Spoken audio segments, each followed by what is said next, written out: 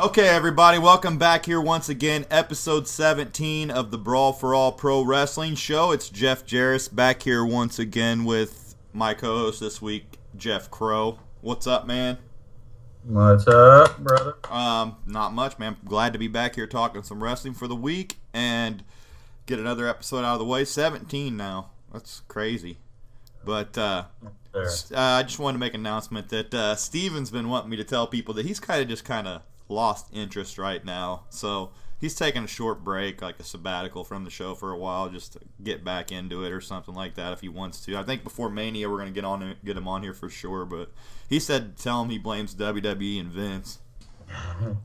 I think it'll be better after Mania once all the storylines play out. He's sick of Cena and everyone, he said, so he's just burnt out on it, really. It really has been, though. I mean, I don't blame him, though. He'll get back into it here soon, though, I'm sure. Yeah. But it's always good to take a little break, really, actually. Yeah, and they usually, like I heard Jericho talking about how after Mania they usually refresh a lot of stuff and characters. Well, I mean, I'm just keeping going for the show's sake, but I'm not saying that every Raw's been really good or anything, but I think this Mania season's been a little confusing, really, and just not like it has been in the past for sure. Right. You got 3 storylines that they have going where like not one guy from the storyline hasn't really showed his face on Raw. I know. I guess they're going with that philosophy of less is better or something. I don't know. Yeah, well, they've showed their face. Well, I'm talking about Brock and Reigns haven't even met on Raw face to face yet. And then you got Sting hasn't showed up, and Taker hasn't showed his face. So there's pretty much 3 confrontations that haven't even took place before Mania. They're gonna have, it seems like. Yeah. But to start it off, just to talk about Sting is because they had that weird promo this week that sounded like it was just, strange because it was like Sting's voice but lowered down on the tone to make it deeper. And then it seems like they had a little Vince mixed in there. I don't know, you're saying like you hear a little Orton in there, but we're going to play the clip right now for everybody to hear. I think Jeff's got it pulled up. But we wanted to start off this week with this clip. So let's let her play, Jeff. Alright. Yeah, you want me to start from the beginning or just where I'm at here? Just start it from the beginning if you can, but if you want to explain what you think about it, because it was just strange to me when I heard it. I was like, why would they want to make his voice sound like it's not Sting? Yeah, that's what I was wondering too. But it seems like there's some kind of little hidden message in there with Vince's voice also being able to be heard. And we're going to play it here so we can kind of explain what we mean. But I don't know, what'd you say, a little Orton in there?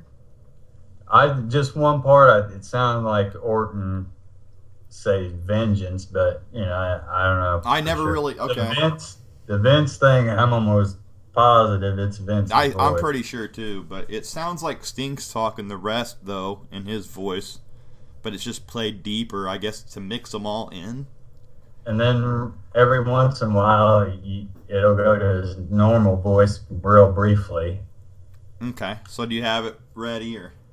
Yeah. Okay, go ahead then. Play it. I'm gonna start her up. So here we go, everybody. We're gonna let it play real quick, and comment as we're going where we think. Sting. Oh. And I've been watching you. It's talking about Triple H. Firsthand how power and ego like yours can corrupt and destroy lives.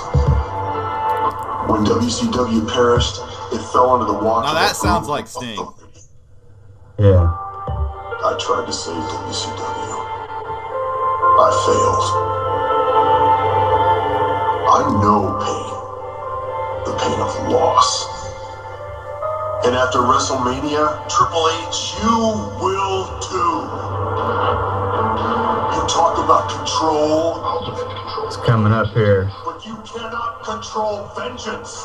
That sounds like Orton. You will be the one to collapse. Yeah, it did sound like Orton there. And realize that I control your destiny.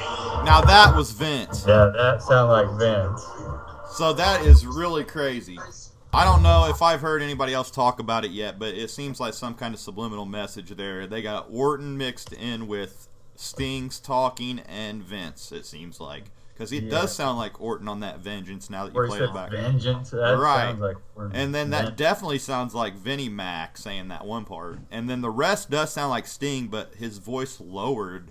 Right. Like real deep. And there's a couple spots where it does actually sound like Sting, but yeah, it does come up on the pitch a little bit, but I think just to mix them all in, they did that purposely. Yeah. Because I was thinking, why would they play a promo? Why would they make his voice different than it really is? But now I know why. So I'm looking at something maybe possibly going down.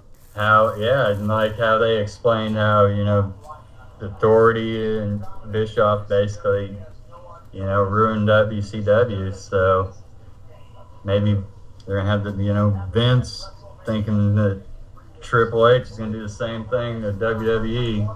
Yeah, it really sounds like an interesting thing happening here. That's why Mania season's interesting, because they do stuff like this and try to mess with you.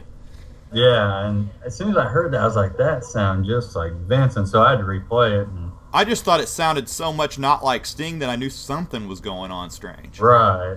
And I even texted you at the time. I'm like, that's not even Sting's voice. I'm like laughing about it. Like I hadn't even heard it yet. They trying to make him sound more badass or something. But now that I listen to it again, that has Vince in there, it was crazy. They had done it that way just so they could throw those. Yeah, so they could blend them all in. Yeah. That's what I'm thinking. But what'd you think of Raw this week overall? Moving on from that. Overall, it wasn't too bad compared to last week. Was so much talking compared to this week. I had like 2.5 page of notes compared to like a page and a quarter this week. Right. Like there was actually some better spots in wrestling in this. Yeah, there was, and they moved things along quick. But I did think it was weird how they were. We'll get onto it here, but they kind of pushed some segments like right together quick. Yeah, they did. Like it was weird. But anyway, to start off Raw, they had Orton and the Authority have that little segment where the Authority came out and offered their support to Orton. They had Big Show welcome Orton back to the Authority. Rollins claimed they're all on the same page and everybody's paranoid due to Mania season. Then you had, where I actually thought this was kind of funny, where Orton grabbed the mic and claimed, why are they all kissing ass? And claimed that Kane's good at kissing ass and making coffee, and that Show bitches and moans all the time instead of being dominating. This is like true, man. And then didn't he run Mercury, and he ran J&J down real quick, said something to them. Yeah, it was funny. Yeah, and then he just laughs like, I'm joking with you guys. I'm just joking. Yeah. And by that point, I knew he wasn't joking. Yeah, but by that point, everybody was already pissed, and so yeah. Remember that he gave that wink when he said that he was just getting started with them guys when he first came back, and he gave it again last week. So I knew something was gonna happen. Yeah, you did say that, so you did call that one. I mean, we all knew Orton was going to end up just destroying Rollins, but Rollins did try to rally the troops together real quick before they all left the ring and said that they will end Roman Reigns' road to WrestleMania because it's best for business. Yeah, that's Triple H. I thought it was kind of confusing, the Orton thing, when it first started out when he came back, but then I started. Oh, by the way, the only Triple H appearance was that promo we played. Oh, wow. Yeah, usually he's on like every other segment, so that was kind of a breath of fresh air not to see him and Stephanie out there every other freaking You did see Stephanie tonight, but no Triple H. So, I thought that opening segment was kind of just thrown together to make you think that Rollins was going to get back with Orton, or Orton's going to get back with the Authority, and that they were going to have this tag match against Reigns and try to destroy him. They were just trying to throw you off from what was going to happen. Yeah. So moving on from there, I guess this IC ladder match is getting interesting now. I guess I read a spoiler that during SmackDown they announced Daniel Bryan and Stardust are in the ladder match now. Yeah, pretty much everybody that's been running around with the belt. Yeah, so can you believe, though, that Bryan got demoted all the way to being in this ladder match? And he should have, like, a marquee match on the card, in my opinion. He should. I don't know what they're doing. I don't know what their plan is. They have a top guy fighting in the IC ladder match. Like, if you want to push... they're trying to bring more prestige back to the IC and US titles. Well, it's got me thinking, who the heck's going to come out with this now that Bryan's got added? Because I figured Ambrose was like a shoo-in, but if they did want to bring some prestige back, they could have Bryan walk out with the IC and Cena walk out with the US in the same night. Yeah. which would really boost both I titles. think they need to do that too. They should. Maybe that's the plan with Bryan, because they were going to have Bryan and Ziggler. I'm surprised no Sheamus return yet. No. Because, they were airing those return promos. I don't think I even seen one tonight. No, I didn't either. That was weird. I always say that. I mean, we're actually recording this on Tuesday, but I didn't see one on Raw. No return promo. Mm-hmm. Maybe they had plans and decided to hold them up for something. I heard Goldust may be in it. Goldust might still get in it? Yeah. That's going to be a big ladder match, like all the participants. Pretty good, actually. Actually, what they had going on Raw was Bryan defeated Barrett with a running knee, and then they had Barrett hit the bullhammer after the bell on Daniel Bryan. And then Ambrose, who was, like I said, they were just moving right along with the matches. Ambrose music hits, comes out for the next match, and attacks Barrett on his way to the ring. And then he has a match with Stardust, wins via Dirty Deeds. Like, it was just getting weird, in my opinion, like how they were just moving them along like that, like right together. I can see their point for doing it, but it just seemed a lot crazier than usual booking. Like, usually, like, they'd space the matches apart. Yeah, well, I don't know if the Wiz Khalifa concert cut down on time and they're like, we have to run some stuff together here. Could be. That was my opinion on what they were doing. But they had Bad News Barrett come in and attack Ambrose, and then the rest of the participants came from the ladder match, and a big old brawl broke out. Truth took the title during the brawl. Truth has just been hilarious, in my opinion. Yeah, it's been. And then after the melee, Bad News Barrett, who was left standing, went over to the announce booth where Truth was sitting, and Truth handed him that sack that looked like it had the title in there. And Barrett took off over the ramp, took it out of the bag, and it was a toy belt. And Truth, who went off running up to the ramp, pulled out, showed that he had the actual belt. He's always cracking me up. Which he has been cracking me up lately, so. He's doing a good job. I thought that was a good spot, though. Yeah. I mean, they got everybody involved that was in that match right there in that segment. Yeah, that was good. But just the weird booking, how they just ran everything together to me, so. It was a little strange, but. But I am surprised to see Daniel Bryan in that, so. Yeah. Just a note on that. But yeah, see what happens. I don't know what's going to happen. I see Bryan or Ambrose coming out on that one. Yeah. I'm going to see Bryan now. Yeah, well, I could see Bryan, but I don't know. Maybe their main first plan was Ambrose. His neck ain't fully healed, or they don't think it is yet. Well, if that's the case, he won't last long in this ladder match, so. No. But I think that match is going to be interesting. Yeah. But moving on from that, Heyman and Brock segment. What'd you think of this? I thought it was pretty interesting. Seemed like some shooting going on there, but actually, I don't know. Like, yeah, seems like if he would have said some of the stuff he would have said, he just wouldn't have got away with. Right. And I just don't understand what they're doing with the way he's accusing, like the screw job mention and basically somebody in authority. Yeah, I got some notes on what he actually talked about. Well, they had him watch that Reigns hype video. Remember that? Right. And then Heyman said it was just a propaganda video for Reigns, and he really knows the family. And his dad used to make him go out and fight and told him not to come back until it was won, and he's not going to win at Mania like that. He was one step from cannibal. Yeah, that's hilarious. Oh, jeez. He said the authority wants Rollins to be champ, like he said, and if a Montreal screwjob scenario goes on, that Brock's going to handle it, and that no guilty parties will leave the stadium alive. I thought that was kind of funny. Yeah, that was good. He had his mic cut out on him, too, again. Yeah, but I really don't think it would have came back on if he wasn't supposed to be. Yeah, I think they're just using it now. If that was a shoot last week, then I think it's just they're just using it now. So I think he's kind of shooting, but nah, he's just going with the storyline. I think they decided to just go with it. He mentioned it, though, and said nobody had the audacity to take his mic. Right, or come out and take Brock's belt. Yep. And then he said Brock wants to unify the WWE and UFC titles this summer. Yeah. He said Brock's done everything he's wanted and conquered everything in his past, so they already know what's going to happen to Reigns at Mania.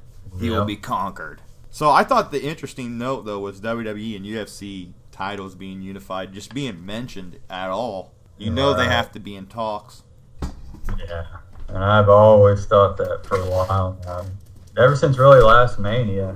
I thought ever since, like, Ronda Rousey started making appearances and stuff, there was something going on. Yeah, she was there last year's Mania. That might have been a plan on why Brock took out Taker. It's like, you got to make this guy look good. Right. You know? I wonder who he's going to fight, though, if he goes back to UFC. I still think it's going to be Overeem. Alistair Overeem. He kind of went down, though, in the ranks. Brendan Schaub was running his mouth talking shit. Hasn't Overeem went down in the ranks, though, lately? You keep up on the UFC more than I do, so. Oh, well, he lost one, and then he failed a drug test. I heard Stone Cold on a podcast claiming that he had went down a little bit. He did. He doesn't look near as good as he used to. I mean, he's so muscled up. If you start beating on him, he just pretty much gives up. Yeah. Bigfoot Silva knocked him out. Just a note to you, Stone Cold has whole podcast where he'll talk about UFC. So that's cool. I'll have to check that out. You'll have to check him out. I'll have to find out which one it is and let you hear it. He talked about the whole Ronda Rousey thing this week on the one I heard. Yep. She's got her friends, the Four Horsewomen. Yeah, I'd like to see them make an appearance. Yeah, I think they will eventually. Yeah, they may be actually in development. I don't know. I haven't heard much about developmental, but they could be down there. That'd be cool. I'd like to see him actually come in and wrestle, not just be. I think she wants to do a little. Have a little run. Yeah, I think she's probably a few more fights in the UFC, and if she doesn't get beat, she's gonna retire and go. I think she wants to be a wrestler. I mean, basically since Piper, that's where she got her nickname. Yes, she got her nickname from Roddy Piper. And she loves being a heel. Right. She'd be a perfect heel, but I don't know if she could get over being a heel now. She'd be like a Stone Cold. Well, it'd be too much of a crowd reaction to be a heel. Yeah. They'd be cheering her just because it's hard. Like I heard on Stone Cold's podcast that I was listening to today. I think it was from like a couple weeks ago, but he was saying how it was so hard for somebody to be a badass and get booed these days. Yeah. You get so cool that you're over. Right. Like, so badass you're cool, Brock's almost was actually getting cheers. That's kind of what his thing was about the Shield, how they got so over with, they were almost so badass they got cool. So by the end, they were getting all those cheers. Yeah. But that was a good way to put it, in my opinion. So that's what I think would happen to Ronda Rousey. She came in trying to be a heel. She'd get cheered anyway. Yeah. Brock, it's happening with Brock. Yeah, like I said, he was getting a decent reaction last night. He gets a face reaction every time he comes out. If they just turn him face, it'd be perfect. Yeah. And in my opinion, at Mania is what they need to do is have the double switch. Yeah, and if he's still getting that reaction and he didn't show up for Raw. Oh, yeah. Well, the double switch at Mania, you know what I'm talking about, where they'd have Brock go face and have Heyman do the old screw job on Reigns. For Reigns, I mean. Yeah. And it's kind of funny that he brought up the Montreal screw job when it could very well end up him pulling it on Lesnar. Yeah. That's a good point. And that'd be a great Mania moment. Something they haven't done in a long time. It'd be, there's another shock. And if they have that and this Authority storyline angle come out, like we said, with like a little faction with Vince of Sting and Orton, and that'd be kind of neat. They haven't ever finished anything off like that, really. I mean, they have, with the Stone Cold handshake with Vince and stuff, but... Right. And they could have Heyman run Reigns out of the building with the belt. You got a year-long storyline there, too. I mean, yeah, if you really want to do that. And then Brock could go fight. Exactly. Then come back. And yeah, because you get Sting on TV on a regular basis. You really don't need Brock around. Why he's fighting? And this, perfect time. Brock go train, do his fighting, and then he could come back as a face once they screw him. So that's what I see happening. Yeah. Resume the feud with Reigns right up. Right, that'd be great, man. And Reigns really needs the mouthpiece right now. Yeah, he does. He can't handle the stick on his own. No, I think he'd be better as a heel right now. He really would, and he's got that heel look, and I think he's got it in him to be a heel. Kind of like The Rock was. I mean, they could slowly change his look as a heel. Remember, The Rock was the same way. Exactly. He came out full baby face, and people hated him. Started chanting "Die Rocky Die," and then he did the switch. Yeah. To the Nation, he got loved, and then he started getting over again. So. Right. That's exactly what they could do with Reigns, because that first Rock was getting an okay reaction as the baby face, but people got sick of the act real quick. Yeah. Then he became The Rock. So I could see Reigns doing something like that for sure. And Heyman, if they want to keep him around on TV without Brock, that'd be a good way to do it too. Yeah. Because, you know, he ain't gonna, I mean, he's going to want to stay with WWE. Yeah, he's probably going to want to work with Reigns. I mean, Yeah. that'd be a great spot for him. Right. Top heel in the company. It'd be a good person to put Reigns with, too. It really would. But moving on from that, you got Ryback and Rowan defeating Show and Kane, which was kind of just ridiculous in my opinion, where they had that spot where Rowan moved Kane into the way, Big Show knocked them out.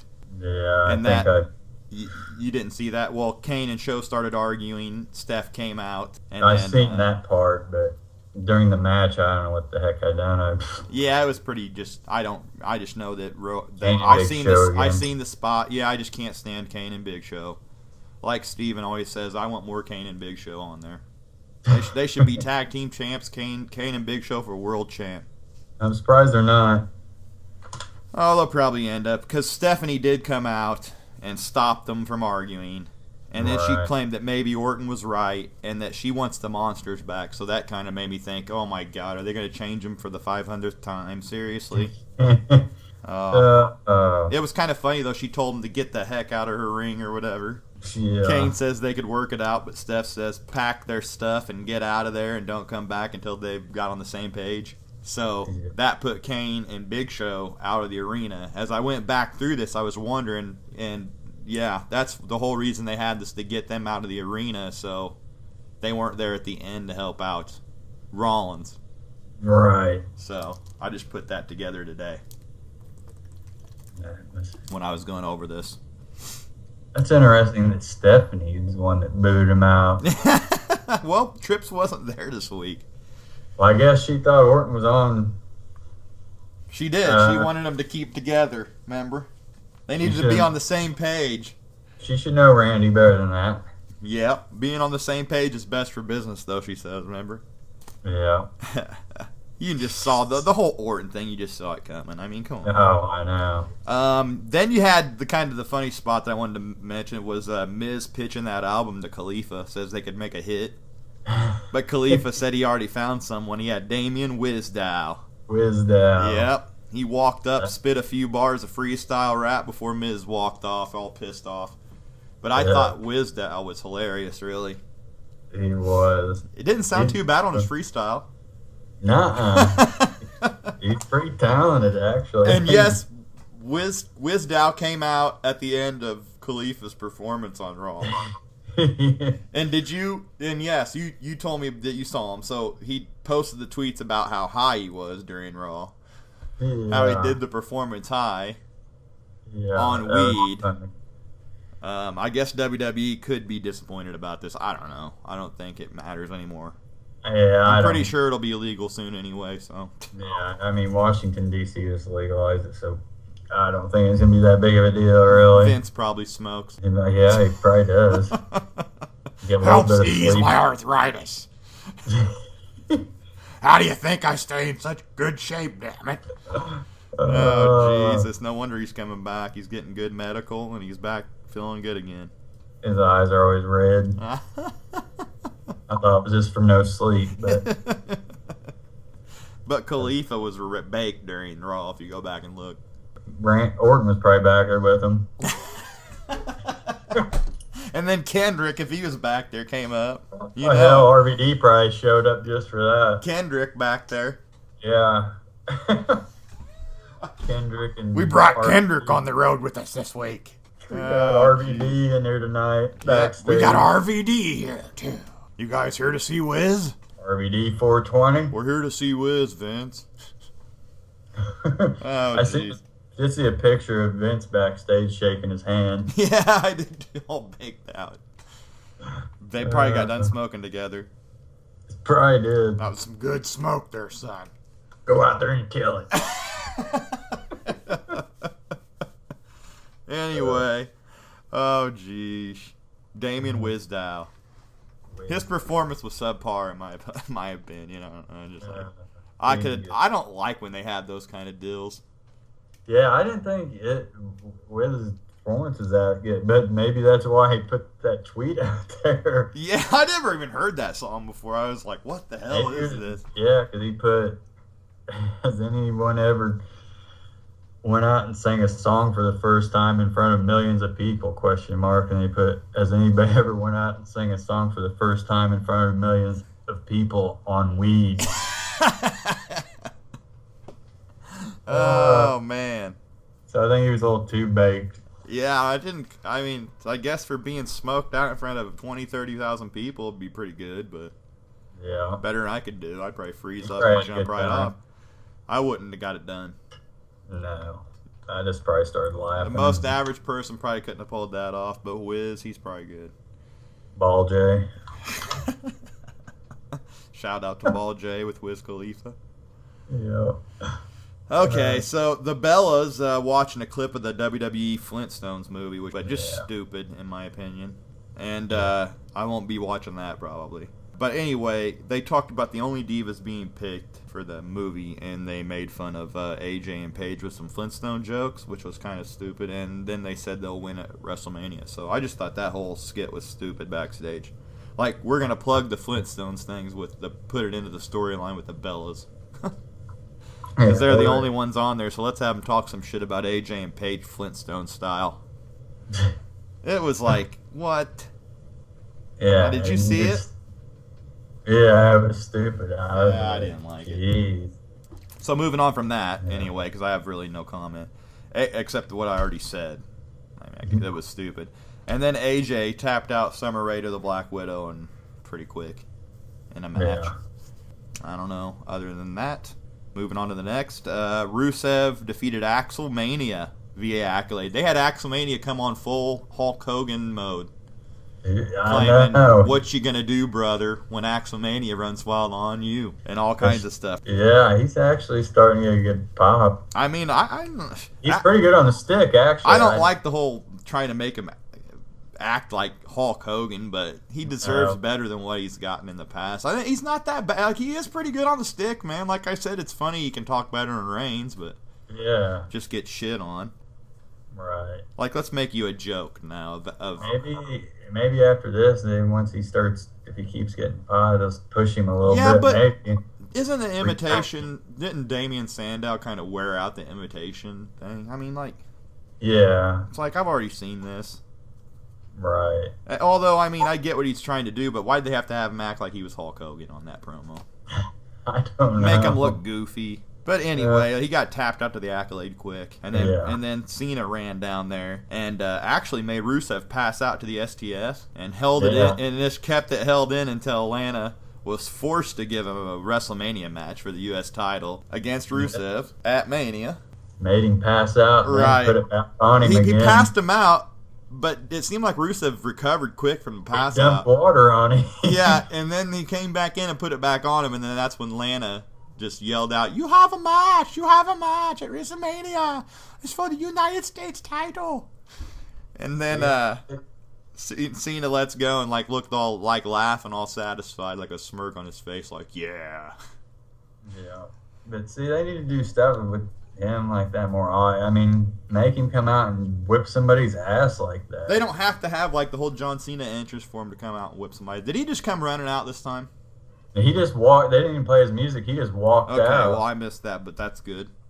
Yeah, he didn't even play his music. He just come walking out. Okay, so making him act a little badass this time instead of watering him down like Steven said, they don't need to have him come out smiling and, hey, I just got tapped out last night. How'd you like Fastlane? Yeah. The worst pay-per-view ever put on by WWE last night. How'd you like it? God. That was probably one of the worst pay-per-views, by the way. Yeah, I don't care what anybody says. That match between Reigns and Bryan wasn't that great, in my opinion. Bryan, if you go back and watch, Bryan carried him that freaking match. Yeah, he did. He wore out, man. I mean, he was either acting like he was hurt, or it just seemed like he was taking a break. I don't know. Yeah, I'm not sure what the deal with that was. I don't know if he didn't have nothing, couldn't think of anything else to do.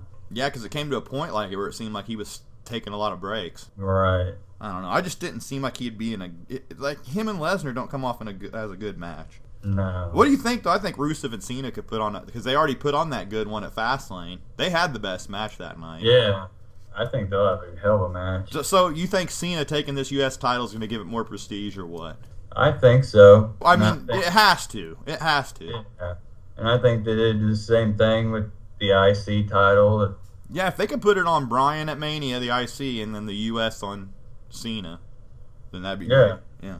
I think that'd be perfect to boost both titles. Some of these younger guys that get it look a little more credible and stuff instead of passing it around and getting beat every week if it's a non-title fight. Yep, exactly. Don't have them get beat every week. I hate that.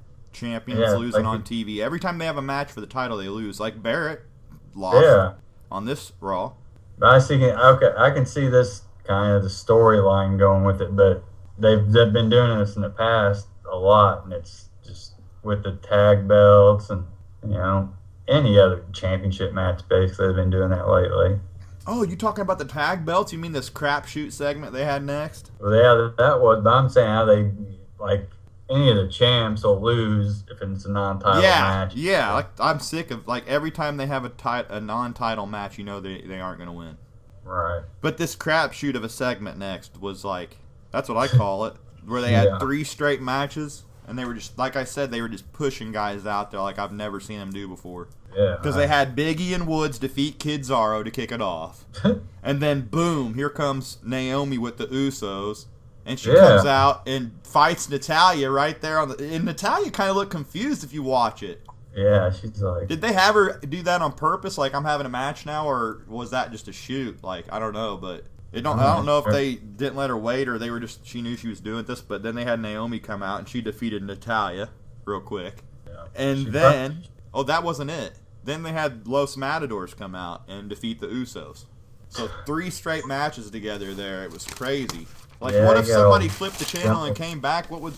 How do you know what's going on? Yeah, it was all jumbled up. I was like, what? They rushed all that together because I think of the Khalifa thing. Yeah. Who do you see? What do you see going on? I think I'm right about the tag title match at Mania because the Matadors said something about they were going to come out with the belts, and then the New Day said they were going to come out with the belts at Mania. Has there been a tag match even announced? I haven't looked at any spoilers for the matches really. So I'm thinking one of them, like, I don't know what they call. I'm going to have to go back to WrestleMania. I think it was 20 when they had those 2 tag matches I was talking about. Or something. It was like a quadruple. They were like 2 4-team tag matches. Yeah. And they should go back to that format again. I just can't remember. I think they were elimination tag matches.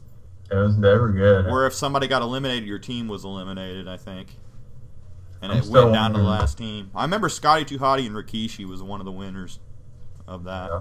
Wondering if they're going to have what they're going to do with Bubba Ray. I don't know. If they're I'd love to have. Mania. I think the Dudleys are going to come into NXT. I think they may too. Just for the time being, they'll get called up to WWE eventually, but I think they're going to bring them into NXT. Really, I think that might be like what they're waiting on too. Is that like, do the Dudleys want to go to NXT or not? Yeah, they probably. I mean, that'd be a good tag team to help out a lot of the younger tag teams down there. Yeah, and you said they got Kendrick and Rhino specifically to help out younger talent, and Triple H wanting to take it on the road. You know, get a lot of experience with those guys on the road. Kid's still been wrestling down there. Yeah, because I said about fighting a Tommy. Okay. Well, I just think that, you know, you always hear the old-timers talk about how they learned was sitting and listening to the guys driving from town to town in the territory days, you know. Well, they don't get a chance to do that now. So that if you mix some of them veterans in with your developmental guys, they're going to get that chance to have those one-on-one conversations about the business. Right. With veterans. Fix their brain a little bit. Right. I think that's good then.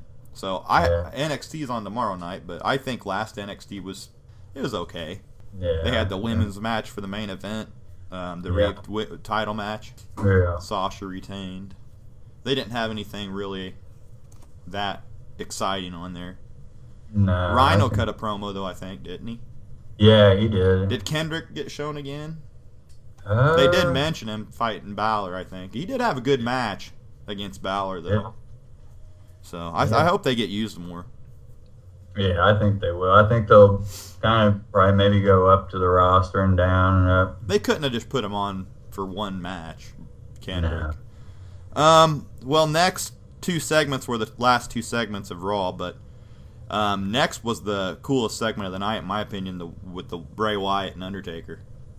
Yeah. Wyatt came out talking about seeing things and challenged Taker again. And he said this is a game they play, and he must unlock the power.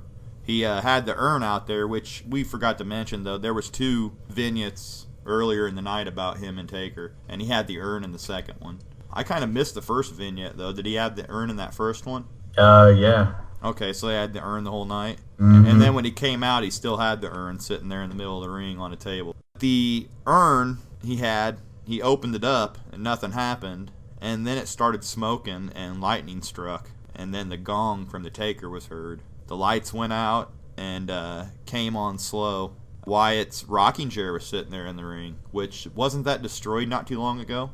I think so, but I think it was Ambrose destroyed his rocking chair. Yeah. So the rocking chair was sitting there, and Wyatt kind of just laughing at it hysterically, being crazy. That's when the lightning hit it. Yeah. Well, no, Taker was heard saying he will rest in peace at Mania, remember?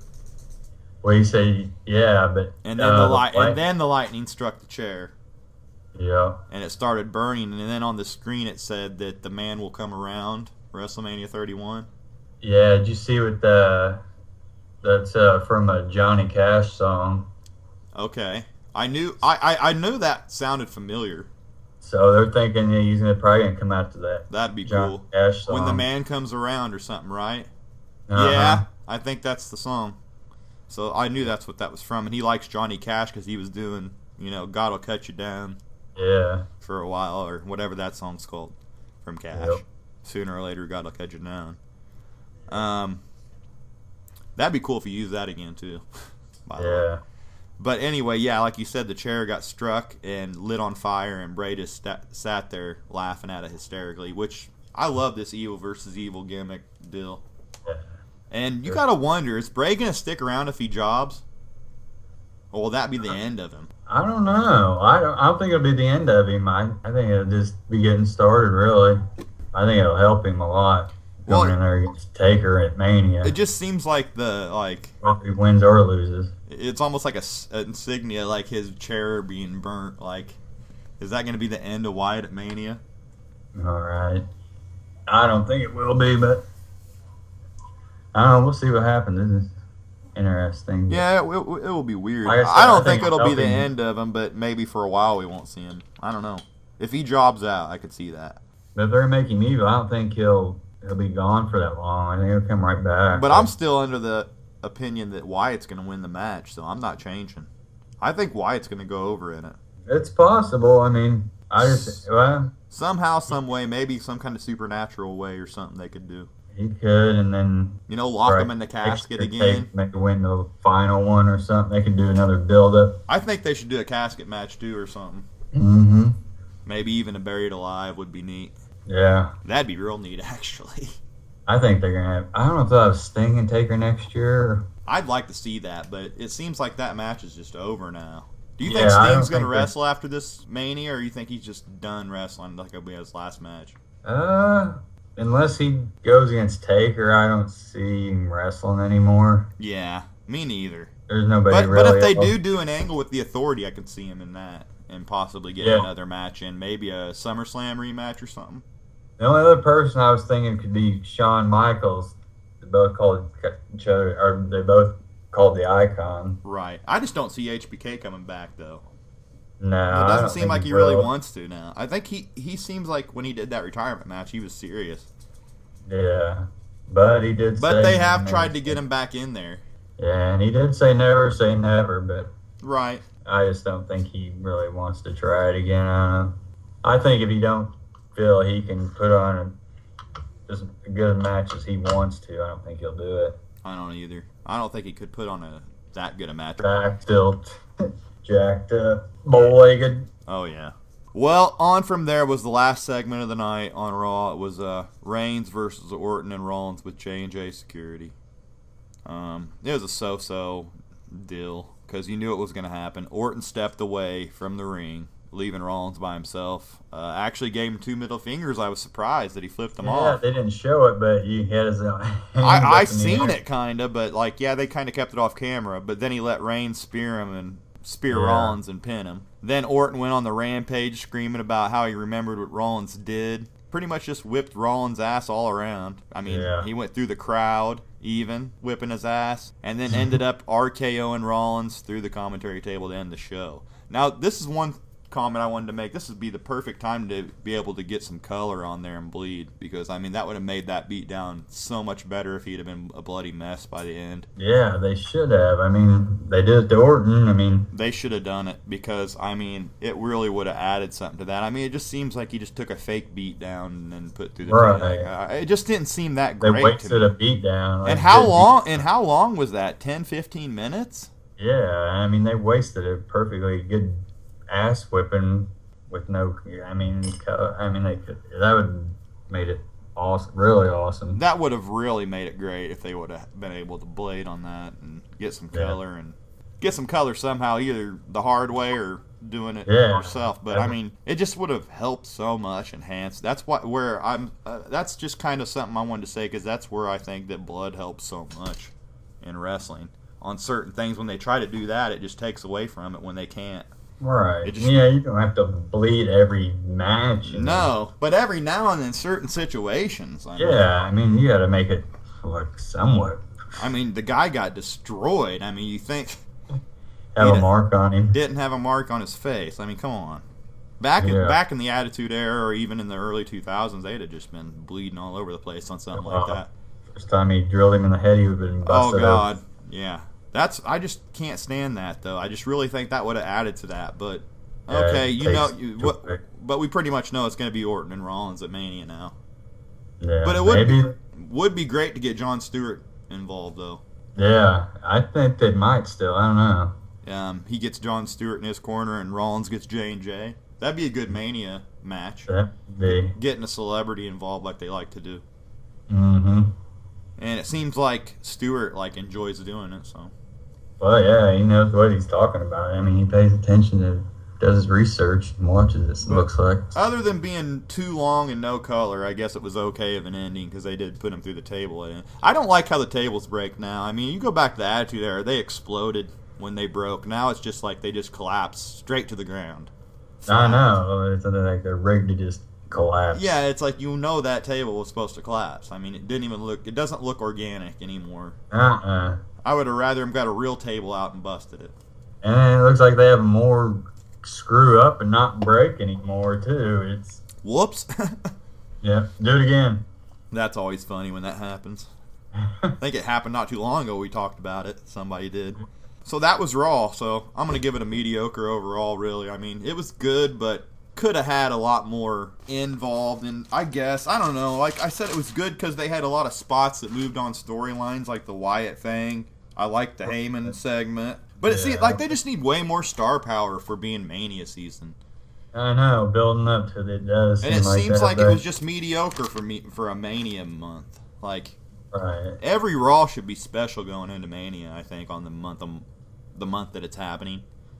Yeah. And it just, I mean, it was special in the fact that you got the promo from Heyman and got to see Brock stand out there, I guess. But I would like to see Lesnar take the mic like Steven was telling me. He'd like to see Lesnar talk on his own, and I really do want to see Heyman get taken away from him.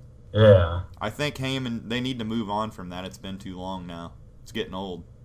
Yeah. I've thought the same thing. Heyman out there talking's getting old. It is. I mean, he cuts good promos, but he's annoying, you know? I know. And just having Brock standing there, just, I don't know if it works anymore. Heyman is trying like hell, though, to build brains up for this match. He is, and you think, I just see it coming on him, really. And we'll get more into that when we come down to like the last few weeks, which my friend Jason Williamson, the ex-wrestler that I talked about, Jason Williamson, he actually would like to come down maybe on like the 23rd and watch Raw with us and then do the show with us after that and give his opinions on it. He's really been wanting to do it. But he can't get Skype, so he said he's trying to get his phone to get Skype, but he's been really wanting to come down and do it. And I said, that's cool, man. Yeah. Definitely be cool to do because we won't have Steven around anyway, and I'll be watching Raw with you on the 23rd because that's the last one before Mania, so that'd be cool to have him around, give his opinion. Somebody that's been inside the ropes and the inner workings, you know. We could do a live show. And he's got a few stories he can tell and stuff, so that are pretty cool. So would be cool. He had a little independent run and stuff, so it would be cool to talk to him. So Jason, if you're out there, the 23rd, we're definitely down to do that. So mark it down for that one. So that'll be a cool episode coming up, special one with him on. So pick his brain a little bit on there. Yeah, that'd be neat. So we're looking forward to that. Also, some other notes. I don't know if Nash has been announced for a Hall of Fame yet, but I did see that he was going to be put in there. So they're either going to make it official on SmackDown or something, or I don't know what's going on. And you said you saw something about Ray Stevens too, so we've been talking for weeks about them getting put in the Hall of Fame. So Ray Stevens may not now. I don't know. Okay, who knows? But I'm pretty sure Kevin Nash is getting inducted into the Hall of Fame soon. So I'm not going to actually put anything on the video or nothing until I find out it's official. Unless he's going to make an appearance on Raw, since he's still pretty close to the working in the company. Right, he is. He's under that Legends contract, so he may actually show up for some. Did you see that? Did you see the WWE bought the rights to the click hand symbol, or filed for the rights to it? So nobody can throw up the wolf pack now, except for people in WWE. Well, if you notice, the Bullet Club was doing that. They were throwing up the wolf pack. Yeah. Using that over in Japan, and I think that kind of made them mad. I didn't read the Young Bucks were in the Bullet Club and they were doing it, and they commented on it. I didn't read what they said, but I think I got to go read the comments on it. I thought I seen somebody else at one point doing it too. I can't remember who it was. So don't be throwing up the click sign unless you want sued from WWE. It's ridiculous, really. Oh, that is. It's just a hand sign. I mean, and then Samoa Joe, I guess, confirmed somewhere. I didn't look into it. He confirmed somewhere that he's talking with WWE, so that's cool. Yeah, I heard he had been, but I haven't heard anything. So I'm gonna have to find out more about that. But it did say he confirmed that he's in talks with WWE somewhere, some way. Like I said, I didn't dive in too much into the dirt sheets right now because I don't want to ruin anything for us. So. All right. I talked about Bryan and Stardust getting into the IC match, and then the last thing, Bill DeMott. Did you find out about him? He resigned due to the abuse and bullying allegations by several ex-talents. Right. I can see him doing it, but I'm not going to say he did. He said he refused that he ever did it. So. Yeah. Did you hear JR's take on it? No. What'd he say about it? He's basically, he said the whole time he was down there and everything, he said that, he said that Bill is basically, an old school guy, and he basically said that he don't think he would have, done anything. He said he just thinks it's the way society is, that people can't take, getting. He's teaching people the way he was taught, and they can't handle it. I understand. He brought up the Adrian Peterson thing about, him using a switch on his kid, and he was like, back when I was a kid, my mom and dad would have been in jail. Yeah, everybody's would have, because they'd all been in there for abuse. Yeah, he's basically just saying everybody's getting too sensitive. Anyone who was spanked, you'd have been done. Yeah, kids are too sensitive these days about everything. I just really hate the softness of the kids these days in America. It's just ridiculous. Right. They're really babying the kids big time. No child left behind and whatever. I get what they're trying to do, but it's really disrespectful people is what it's going to be. It's wussifying America, pussifying them, whatever you want to say. And disrespectful. Yeah, they don't learn. They are disrespectful like that. You're right. Bill DeMott's trying to teach it the right way, the way he was trained, and that's funny that they just can't take it. So. No, he said everybody just thinks that they're owed something, or they automatically deserve something. So can't take criticism. Yeah, exactly. And I just want to give a shout out to Bill DeMott and claim that we're on his side on that one. I think so. Yeah, I just don't see, unless I see some other allegations. Unless he's guilty for sure. I'm with DeMott for that on that one. I can just see he's doing it the way he was taught, and they can't handle it. Sure, it's probably some type of hazing. They do stuff in the military and everything. Right, it's getting ridiculous. They tear you down and build you up into what they want. You can't do that by. And what do they think? They're just going to come in there and wrestling's going to be easy? Yeah. They want somebody to cakewalk you through it. I mean, I never expected that if I was going to try it. You're cramping up, Johnny. I can't wait to get Jason's look on that one. Right. I bet he could tell us that, He's probably got some good stories. That's probably nothing on Bill DeMott, Yeah. I'm sure he was there's probably some guys way worse than that. I'm sure. I'd have to ask. I'm not for 100% sure, but I'd just like to get his take on that. Remember the Sarge? Oh, man. Jeez. Sarge was tough, man. Yeah. I think he almost drove off Big Show, but didn't succeed. But he tried. Yeah, I guess Sarge would have been charges pressed on him. I got a little more respect for Bill DeMott than Sarge, I guess. So. Yeah, Sarge was Ron the Leprechaun. Ron the Leprechaun. Bill DeMott was humorous.